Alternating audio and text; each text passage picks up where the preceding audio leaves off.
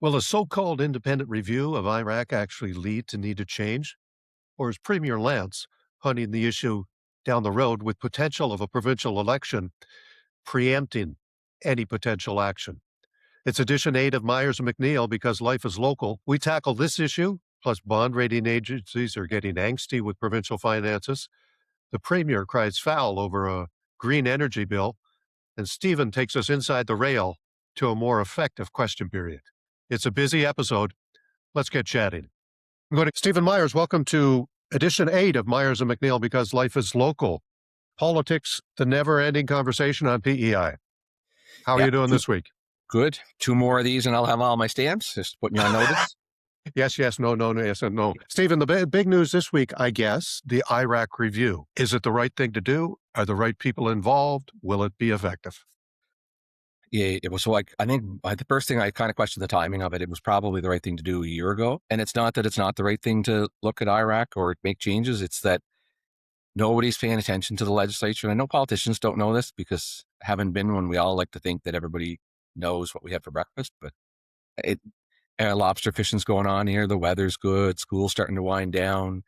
Baseball and softball and soccer are all starting. So people just aren't watching the legislature right now. You have to be very cognizant that when you bring attention to yourself, it's attention that you want. And I'm not sure that the government hit a home run with the way the public responded to it.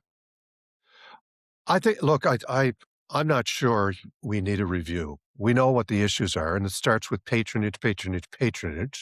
It's been the domain of Liberals and Tories since it came into existence, and Premier Lance really hasn't shown an inclination to deal with issue one. Then there's transparency. That can easily, you don't need a review to deal with transparency. The government could force transparency upon them, and that will build trust. And then there's the whole IRAC standard time of doing business, which is on their own time without a damn about when or how they finish. But I don't think you need a review. And I'm not sure Rory Francis is the guy. Rory has an impeccable resume as a former deputy minister, head of Alliance, but he's also no doubt had significant dealings with Pam Williams, Dennis King's former chief of staff, who's now the CEO of IRAC. And I think if you want to call something independent, that the public should have an idea of how many interactions Rory Francis and the Bio Alliance had with the Premier's office over the last 6 years. Fair? Yeah. So obviously I would agree Rory's got a great resume and I do know him personally. So he's a good guy. So I don't have anything bad to say about him on that front, but I would tend to agree that even coming out of the bureaucratic system sometimes to be able to separate and look at it in a different way requires a different kind of set of eyes than maybe Rory might bring. But I won't say that he won't do a good job. I also believe he might be the next door neighbor to the Premier. And I do know that him and Pam are quite friendly from the dealings that I've seen inside. It's like the whole circle's a little too tight for probably my liking. Like, I think you said it on Compass last night about at least get it out of Brighton. I'd be with you there. There's Well, smart people out here too, Paul. There's smart people that live out here too, well, especially on the land issue, right? I mean, where has the land issue been prominent? It hasn't been as prominent in Charlottetown. It's been prominent in rural PEI. And here's my concern. Rory Francis was appointed to head this commission. And for the first time in my lifetime that I remember, a commission also has an executive director in the name of Don Binns. And I can't for the life of me figure out why we need an executive director. We need an admin assistant for Rory Francis, for sure, to do the bookings, to talk to media, blah, blah, blah, blah. But there's no reason to have an executive director other than potentially pay scale. And this thing is going to have a $375,000 budget. Rory's getting $100,000 of that for 6 months, which is $15,000 more than an MLA earns in a year. There's going to be big legal bills because you're going to have to look at policy and jurisdiction and legislation across the country. And it just looks a little cozy already. And we saw what happened with Gilles, who was called. We've seen other examples where the Premier has sort of called in friends to do work. Justice Jenkins, who brought in Murray Murphy. Are they handicapping themselves right off the bat, Stephen? Probably. And I think, maybe a new face would have been a better choice. And I do go, and I know I said it half jokingly, but there are smart people out here too, Paul. Like, and I think of a mutual friend of ours who ran a gas station here in Montague for years, so I'd have experience on that front.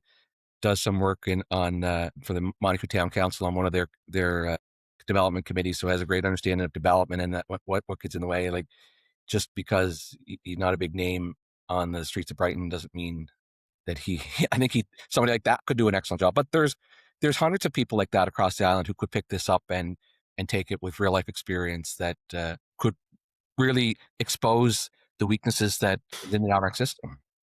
That the concern I have, the way the dominoes seem to be lining up right now, is a fear that the report could already be written today without talking to anyone. That the government knows the direction it wants to move in. It probably won't fire all the Tories in there, even though if you want to bring trust to IRAC, it has to start with getting rid of patronage. We need to come up with a way to advertise positions that are attractive. Anyone can see themselves as a reasonable candidate. And that's not the case right now. It doesn't diminish Pam Williams' qualifications. It just says that she got the job for one reason. She was Dennis King's CEO, chief of staff. And so this, to me, with Lance, is just a continuation of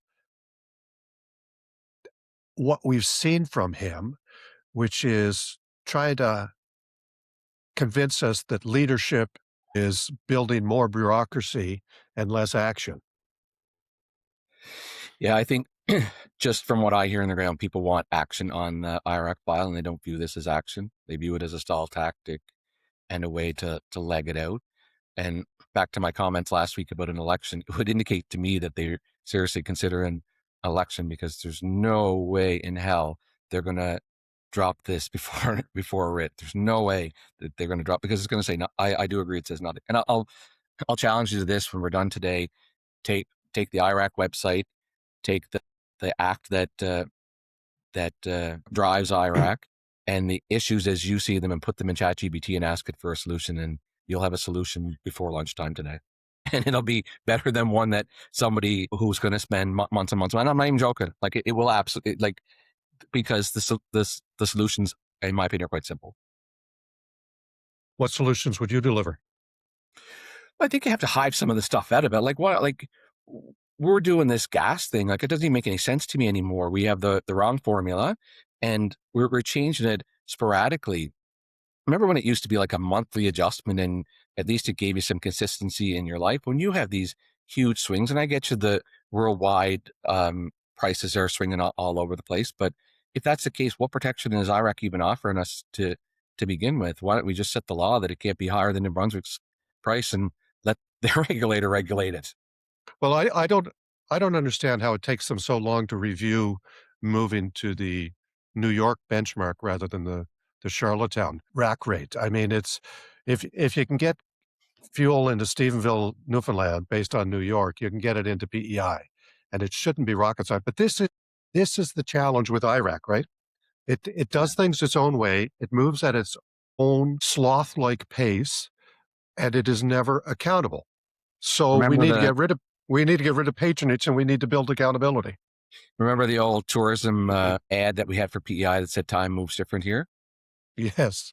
Time moves different also at IRAC, and probably even slower than it does in the tourism realm. So Yeah, people don't remember that ad as much as Stomp and Tom. 800-565-7421. Greatest ad in PEI tourism history. Who needs the NHL? Bring it back. Like, bring it back. They should. They should. Debt is a big issue this week. 2 bond rating agencies, negative outlooks, which is not a cut, which is important to note, but it's certainly a significant warning to the Lance government. Yeah, well, I guess you predicted this one of our first a weeks. month ago. Yeah, you predicted this, so it's probably not surprising. I don't know if it's as damning as it could have been. It appears, or if you listen to what the minister says, she says that they didn't change our rating, they just changed our outlook. So I don't know what that means.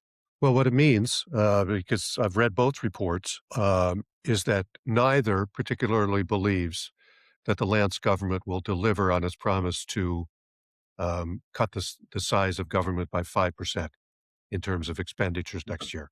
They don't necessarily see a path for government to do that. And so if they can't follow through on that, then we will probably have a downgrade. I mean, but here's the challenge, and both reports have sort of gone into quite a bit of detail on this. The cost of government is increasing every year. We've had significant salary increases for doctors, which I'm not arguing against, but it is significant numbers. We have a very big public service that's had significant increases.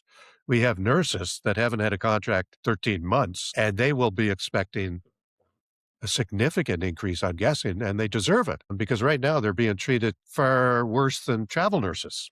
And I think we need to protect our own, as they say. But if we can't get the base cost of government at some predictable level, then in a small province with limited capacity to generate new revenue every year, we're going to run into a big pickle really fast.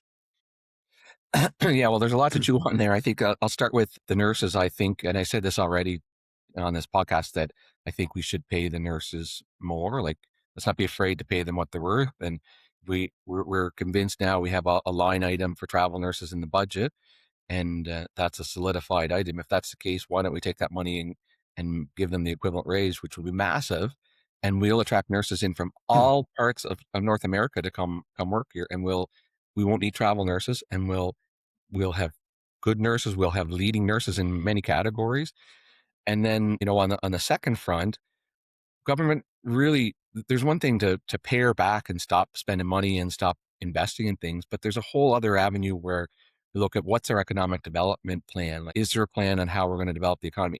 Are those going to be cut? Do we know yet if there's going to be cuts in their economic development strategy funding that they would otherwise put out in the public realm, or funding that helps manufacturers grow or even commercialize? Like, do we know that? Obviously we don't, because government won't release that. So, like, I've always said, always in all my time in politics, was that we have to grow revenues, and we have to not be afraid to grow it by allowing islanders to build companies and flourish. And I worry that that's not even in the plans for government right now. It's going to be interesting. I mean, to government's credit, they did make the largest investment in a private sector business in history, I think, of the island last week in Summerside. Was it $55 million or something like that from a provincial perspective? And that's great because that sort of puts us in play for defense money. And certainly there's an expectation that if the feds and the provincial government are investing more than $100 million in an island company, that they see the capacity of this company to be a world leader in it's a coating that they put on aerospace pieces of equipment, which is fascinating that there can be this type of advances. But anyway, there was that. But then on the flip side, arts and culture is too often not seen as the economic driver that it is. And so you have a premier who's risking losing a Netflix series being filmed here because he wants to look at something that he or his staff should have seen coming weeks ago. And that's with the idea that Netflix wants to film a limited series on the island based on a New York Times bestselling book. I feel It's like if that, focused on yeah. I think if that was a yes, he would have said yes. Like, the fact that he didn't say yes to me means it's a no. I think you'll see it a no. Well, why? He had a chance to hit an absolute grand slam in the legislature by saying, absolutely, we're going to do this, and you didn't. So it makes me think that it's going to be a no at the end of the day. But maybe Well, I'm wrong. he made himself look silly, I think, because he said the first he heard of it was the day before, but his minister stood up and said conversations were ongoing. This idea, Netflix said it wanted to film in PEI weeks ago. Here's the challenge. I mean, I'm aware of at least one or two proposals in the last 5 or 6 years that were attempts to get government to support a soundstage on PEI, which would really be a game changer. And there was just no appetite. Nova Scotia's created a soundstage. Manitoba's created a soundstage that has generated billions of dollars in that province. And we sort of have an ideal setting here. And we're talking tax credits, and the premier wants to study it. I mean, to me, what's to study? If the numbers are even remotely close, $20 to $30 million benefit to PEI, and we need the revenue, do it. Yeah, I don't know. I think, I'll give you my perspective as I've come to find my experience in government is that they're very scared of success. They don't want, like, whatever it is. I can't. I know what I'm telling you, Paul. They're scared to death to be successful at something, and they don't want to take any risks at all. And you may not even be on the premier. You might be getting all kinds of advice that somebody who's scared to spend the 50 cents it's going to cost to make a dollar. So I But it's not even spending it, it's allowing them to come to PEI, and there's no risk if they don't show up. If Netflix doesn't show up, that's the challenge with this. But are you saying that government is incapable of looking at something like this, uh, and quickly make a decision? Or what would the conversation be internally on something it's like just this? been my kind of general experience. Like, you try to do something that's big or outside the box or different, and people just don't want to do different. Oh well, I'll tell you. I think it's a funny story. You'll probably think it's a funny story. Others might not, but I know early in my career, this is a story that involves Brendan Curran. So we had a meeting in my office, and I was trying to do something that was different, that was vastly different than we had done before, and the staff there, and they're like pushing back at me, and I'm like, I don't understand the pushback. And they're like, well, we've never done this before. And I looked at Brendan, who was sitting not at the table, but the chair kind of back from us, and I said, would you go over to the archives and get Harris Ford? And Harris was working at the archives at the time. And he's like, okay, well, what do you want him for? And I said, I want him to record history. And we're going to do something different finally here. And it was from that moment on, I was able to start moving files because people knew I wasn't going to take we've never done it before, or we don't. And so I've had some success in it, but I think I would say in my last few years, I just ran up against a lot of roadblocks that just kind of made me wear out. But that's an interesting point, because if you look at our financial strait that we're in every province in the region, isn't this a perfect time for the governments to get together and say, look, we all have to protect our provincial jurisdiction because that's priceless. But how can we do government better? Because we all have the silos. Every single one of us has different silos. And how could we help each other to help ourselves? And I think we're in that much of a pickle potentially, or entering an era when we're in that much of a pickle, that if we don't start thinking outside the box in terms of regional cooperation and sharing services and not being scared that they get something and we don't get it, because we will get something that they won't get if we cooperate, that if we don't start finding that level of leadership, that we're just on a fast track for financial decimation in 5 or 10 or 20 years. Yeah, I don't disagree. I think the problem again is when you try to do change, or you try to find a change agent to help you do it, as you start kind of wiggling around through government, people only look at it on how will it affect them? Like, so how will my job change? Or will this be more tasks for me, or less tasks for me, or a lot? And what really needs to be done, and I said this about healthcare, but government in general is the same, is like, walk into a room that has nothing in it but a table, and sit down with visionaries only people who you absolutely know can think long term outside the box, and say, I want you to pretend like you've never seen government before. What should it look like? And then build it and do it, and don't be afraid to execute it. But it'll never happen because the minute you bring that back to government, everybody's immediately scared on how it will impact them, Well, not it could be forced upon us at some point in time in the not too distant future. I mean, our which is debt, going to be the ugly way, though. That's not going that's to the do it. ugly way. That's when you lose control of the I agree. capacity to make change. But, if you look at our debt, this is how weird society is nowadays. Our debt will increase 70% to $6.5 billion or thereabouts within 2 years. It's 3.5 or 3.7 now, whatever it is, and nobody's talking about it. Government's not talking about it. There are certain people within the province who are talking about it because they understand numbers, but it's sort of a classic example of people understand the little things. We understand books for kids, but we Yeah. don't understand 6.5 billion. So that we're actually letting politicians off the hook from dealing with the big issues by getting them distracted on little issues. Yeah, well, I mean, even for myself though, Paul, like, you're talking about, $100 million, $200 million are numbers that I never have in my hand. But if you're talking about $100, then I know exactly what $100 will buy. Like I don't know what $100 million will buy. And so my theory always has been in opposition, you have to get the number. If you want to criticize government for it, you have to get the numbers down to a consumable number for the public. So something the public would understand. And the, the debt per person, or maybe it's that how much you would have to pay per day just to cover the deficit this year by Islanders, so that the Islanders would understand how wild the spending has become. But just when you roll it up to that big number at the end, yeah, it's a big number, but it could be $700 million or $100 million. It doesn't, neither means that much difference to me.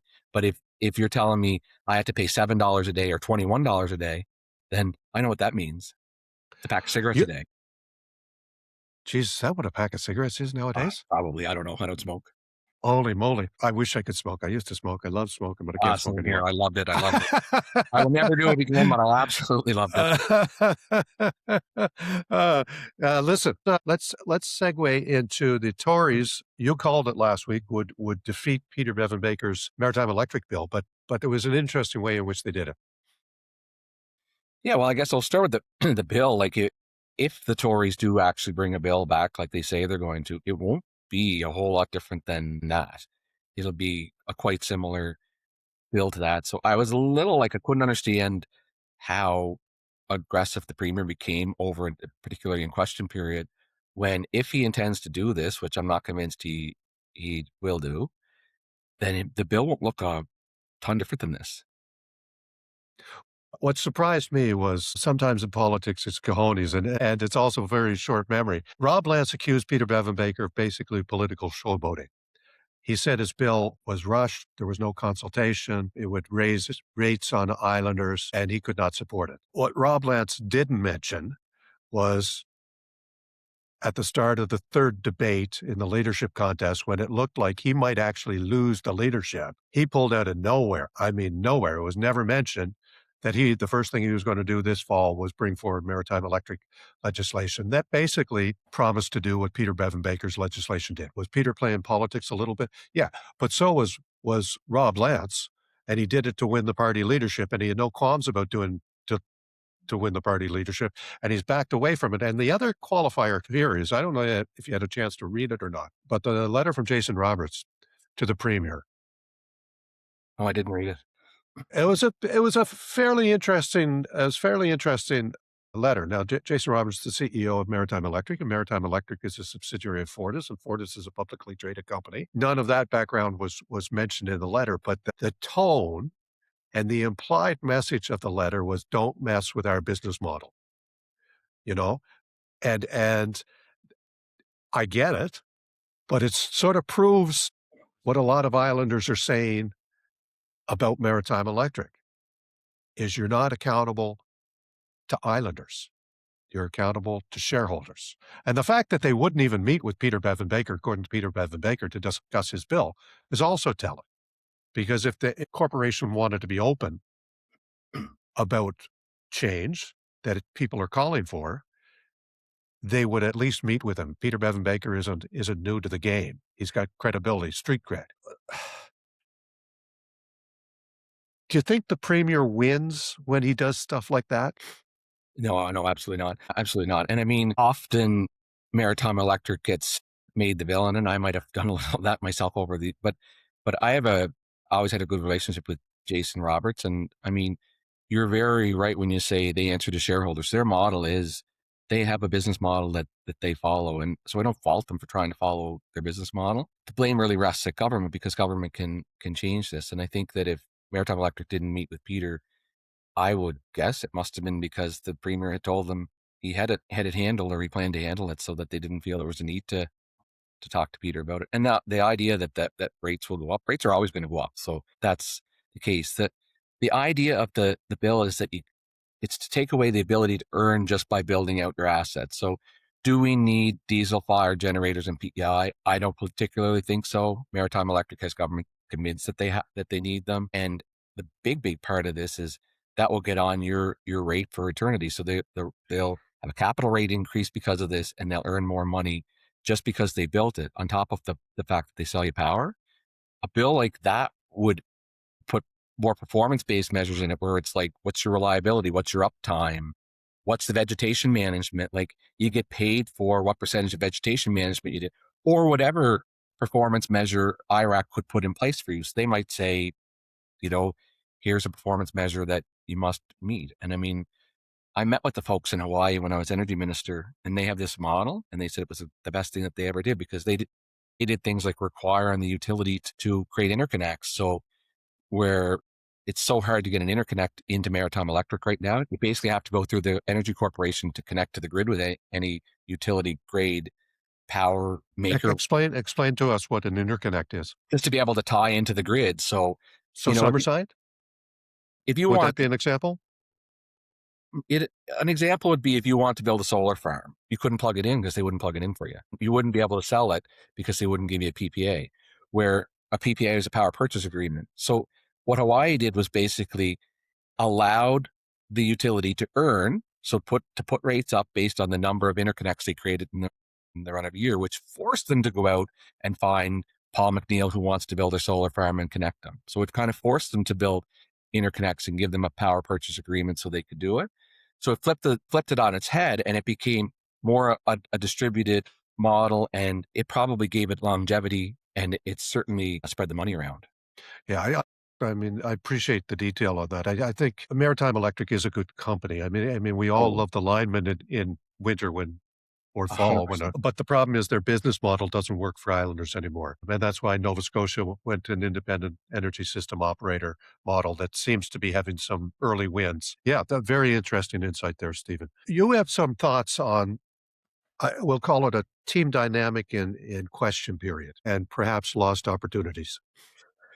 So, yeah, well, so I see it in the Liberals and I see it in the Greens, and I particularly picked up on it with the Greens on Friday. Now, I know it's hard for them because they only have 6 questions a question period, and they really have 2 questions, and each question they're allowed 2 follow-ups, but it's effectively 6 questions. And I thought Matt was really not just under the Premier's skin, because the Premier was bringing up his law career and stuff, which is, I've done all that stuff, but that was an indicator that you're under my skin if I was bringing up your past. So he was definitely under the Premier's skin on it, and he got 3 questions, and then he went to Carlos. So I'm not taking away that Carlos' questions are important, but sometimes in the moment, you have to be able to make that decision to be like, just keep going at him. And Colin Levy was an absolute gem at this. Like, I'd be under Robert Giz's skin, and everybody in the legislature would know it, and I'd be running out of questions, and Colin would have a set that he wanted to ask, and he'd be like, you keep going, this is good.